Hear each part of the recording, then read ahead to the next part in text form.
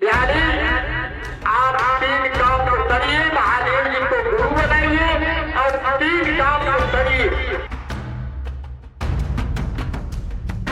महादेव जी का गुरु मान करके यानी अपना नहीं बनाएंगे तब तक दया का पात्र हम लोग नहीं हो पाएंगे। आप अपना समझिए और अपना समझ करके तीन काम तो करिए। यानी महादेव जी यानी कहे हुए बात पर हम लोग चलेंगे तो भले उनका शरीर यानी यहाँ से चला गया है, लेकिन उनका आत्मा यानी भरण कर रहा है, वो देख रहा है कि कौन किस करते हैं। यानी आप तीन काम तो करिए, महादेव जी को गुरु बनाइए और तीन काम तो करिए। यानी वो हमें दया मांगिए और तीन में चर्चा करिए।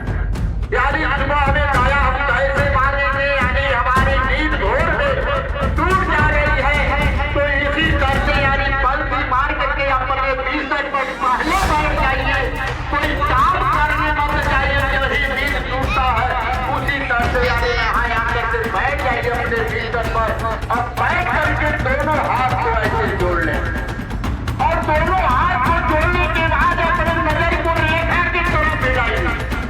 यानी इन हाथ के अंदर रेखा देख करके कहीं जाएंगे तो आपका काम पूर्ण होगा और रेखा नहीं जाएंगे, आगे बढ़ते हैं कहीं किसी का मुंह देख लेते हैं तो कहते हैं कि हम फलानवा का मुंह देखा या फलानिया का मुंह देखा, काम में नहीं। यानी झगड़ा हो गया। यानी हमारे महादेव जी के प्रेम यानी ऐसे हाथ जोड़ेंगे और अपने ध्यान इस हाथ की तरफ जाएंगे तो मालूम पड़ेगा कि आपके हाथ में यानी महादेव जी का लिंग पड़ा हुआ।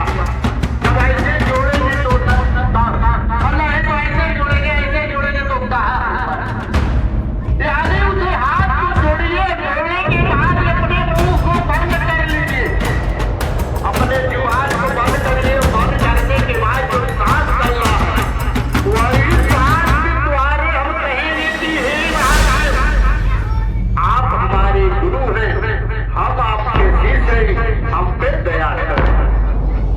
यानी इसको आप कहेंगे, एक बार कहिए या 5 बार कहिए या 50 बार कहिए और कह करके अपने भीतर को जब छोड़ेंगे कहीं जाएंगे तो आपका काम में कोई रुकावट नहीं होगा, आपका काम पूर्ण हो जाएगा।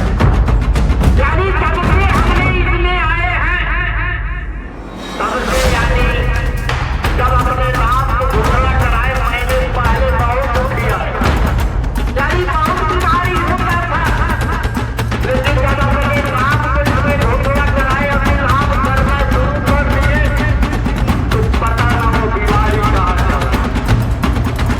यानी इसमें दवा का भी काम करता है। यानी आप नमक सिवाय के यानी काम करते हैं याद में वो दवा का वही काम करता है। और दिन में आप चर्चा करिए, एक दूसरे से आप कहिए कि हमने शिव को गुरु माने हैं, आप भी मान सकते हैं। यानी इस वाणी को आप कहें